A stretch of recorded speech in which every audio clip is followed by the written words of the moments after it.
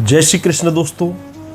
आज पूरी दुनिया कृष्ण की दीवानी हो गई है। आज हर कोई कृष्ण के प्रेम की यमुना में डूबना चाहता है। तो दोस्तों, इस वीडियो में मैं आपको बताऊंगा कि क्यों यूरोप, अमेरिका, रसिया में कृष्ण प्रेमियों की संख्या दिनों दिन बढ़ती जा रही है। तो कृष्ण पैदा तो हुए हैं भूतकाल में, लेकिन उनका सारा महत्व भविष्य का है।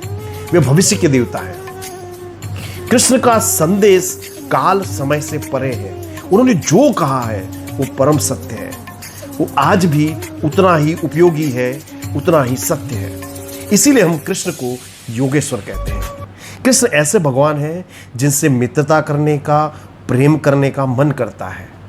कृष्ण का पूरा जीवन एक संदेश है जो हम अपने जीवन में उतार सकते हैं। कोई भी समस्या हो, दुख हो, कृष्ण के पास जाओ, हर समस्या का हल है।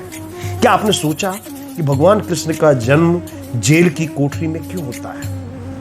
ये एक प्रतीक है। प्रत्येक मनुष्य जंजीरों से जकड़ा है, अज्ञान के अंधेरे में डूबा है, परंतु जंजीरों को काटा जा सकता है, अज्ञान को मिटाया जा सकता है। भादों की काली अंधेरी रात में जब वे आए तो सबसे पहला काम यह हुआ कि जंजीरें कट गई, जन्म देने वाले शरीर की भी और कैद करने वाले कपाटों की भी। वस्तुतः वे आए थे जंजीर काटने। जन्म लेते ही वो बेड़ियां काटता है, थोड़ा बड़ा होता है तो लज्जा की जंजीरें काटता है। ऐसे काटता है कि सारा गांव चिल्लाने लगता है, कन्हैया कन्हैया, हम तुमसे बहुत प्रेम करते हैं। सब चिल्लाते, बच्चे, जवान, बूढ़े, महिलाएं, लड़कियां, कोई भय नहीं, कोई लज्जा नहीं। संदेश ये है कि ईश्वर को वही पा सकता है जो ईश्वर से प्रेम कर सकता है। वह प्रेम के बारे में सबसे बड़े भ्रम को दूर करता है और सिद्ध करता है कि प्रेम देर का नहीं, हृदय का विषय है। माथे पर मोर पंख बांधे 8 वर्ष की उम्र में रासलीला करने वाले बालक के प्रेम में देह क्या है? मोर के संबंध में लोक की एक प्राचीन धारणा यह है कि वह मादा से शारीरिक संबंध नहीं बनाता। मेघ को देखकर नाचते मोर के मुंह से झाग गिरता है और वही खाकर मोरनी गर्भवती होती है। माथे पर मोर मुकुट बांधे वह बालक स्वयं को गोस्वामी सिद्ध करता है। वो एक ही साथ पूर्ण पुरुष और गोस्वामी की दो परस्पर विरोधी उपाधियां धारण किए हुए हैं। कुछ दिनों बाद वह समाज की सबसे बड़ी रूढ़ी पर प्रहार करता है जब पूजा की पद्धति बदल देता है। अज्ञात देवताओं के स्थान पर लौकिक और प्राकृतिक शक्तियों की पूजा को प्रारंभ कराना उस युग की सबसे बड़ी क्रांति थी।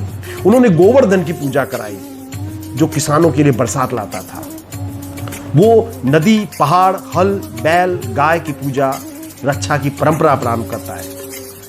आज हम नदी, पहाड़, जंगलों को नष्ट करके मौत के करीब जा रहे हैं। आज वक्त आ गया है कि हमको जंगलों की, नदियों की पूजा करनी होगी, उनका संरक्षण करना जरूरी होगा।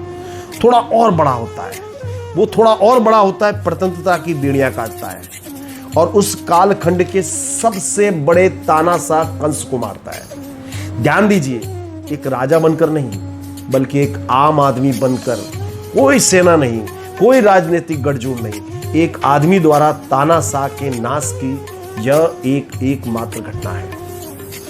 यह घटना राजाओं, शासकों को उनकी मर्यादा समझाती है और लोगों को संदेश देती है, ममे वांसो तम जीव लोके, तुम सभी मेरा अंश हो, इसलिए तुम निर्भय बनो। इसके बाद जब रुक्मिणी का विवाह उनकी इच्छा के विरुद्ध हो रहा था, उन्होंने कृष्ण को याद किया। रुक्मिणी कृष्ण से प्रेम करती थी। कृष्ण उपस्थित हुए और रथ में बिठाकर ले गए। उन्होंने पुरुष सत्ता पर प्रहार किया। इसके बाद अपनी बहन सुभद्रा को गाड़ी में बिठाकर योग्य प्रेमी अर्जुन के साथ विदा कर दिया। वे पहले व्यक्ति थे जिन्होंने स्त्री पुरुष की समानता के सिद्धांत स्थापित किए। वह पहला पुरुष है जो स्त्रियों की बेड़ियां काटता है। कुछ दिनों बाद महान क्रांति करता है। नरकासुर की कैद में बंद 16,000 कुमारियों की बेड़ियां काटकर उन्हें आजाद कराता है और वो जानता है कि समाज उन 16,000 कुमारियों को स्वीकार नहीं करेगा, तो वो उन्हें अपना नाम देकर खोई हुई गरिमा प्रदान करता है। इसलिए कृष्ण से प्रेम होना लाजमी है। फिर वो ऊंच नीच की बेड़ियां काटता है।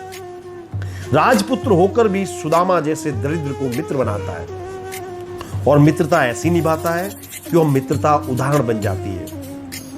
जब दीन सुदामा के चरणों को आंसू से धोता है, देख सुदामा की दीन दशा करुणा करके करुणा दीदी धोए, थारी परात को हाथ छुओ नहीं नैनन के जल से पगत हो। पूरी दुनिया को समाजवाद सिखाने वाला कोई व्यक्ति है तो वो है भगवान कृष्ण।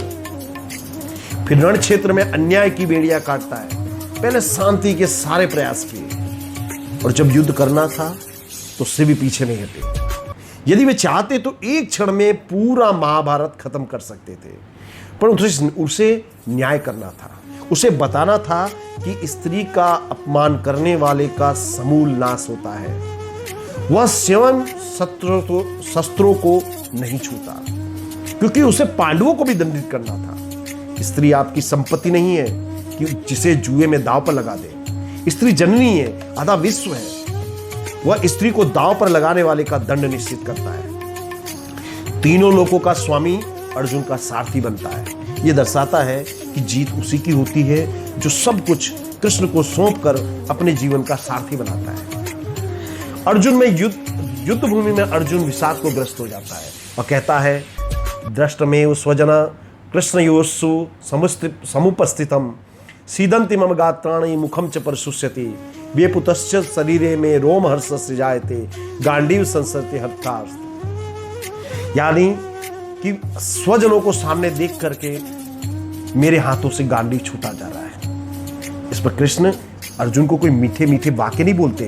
वो कहते हैं, क्लेबम्य स्मगम पार्थ नात एतोपद्यते क्षुद्रम हृदय दोबल्यम त्यक्तम उत्तिष्ठ परम तपा। अर्थात हे प्रथापुत्र, इस नपुंसकता का त्याग करो, ये तुम्हें शोभा नहीं देती। हृदय की क्षुद्र दुर्बलता का त्याग करके युद्ध के लिए खड़े हो जाओ। तो कृष्ण वो है कि जो तुम्हें जीवन का सही राह दिखाता है।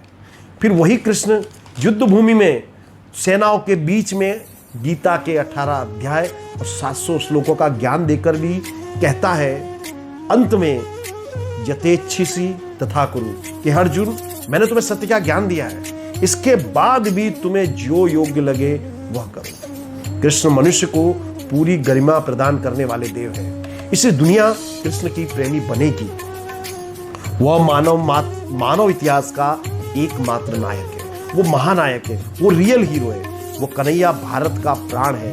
कन्हैया जगत गुरु है, सबसे अच्छा मित्र है, सबसे अच्छा पुत्र है, सबसे अच्छा भाई है। आज हमें कृष्ण का ये जो संदेश है अपनाना होगा, जो उन्होंने गीता में अर्जुन से कहा था, परित्यज्य सर्वधर्मानि मामेकम शरणम व्रज, यानी सभी धर्मों का त्याग करके मेरी शरण में आओ। आने वाला समय भविष्य कृष्ण का है। जो कृष्ण का होगा उसी का उद्धार होगा। जय श्री कृष्ण।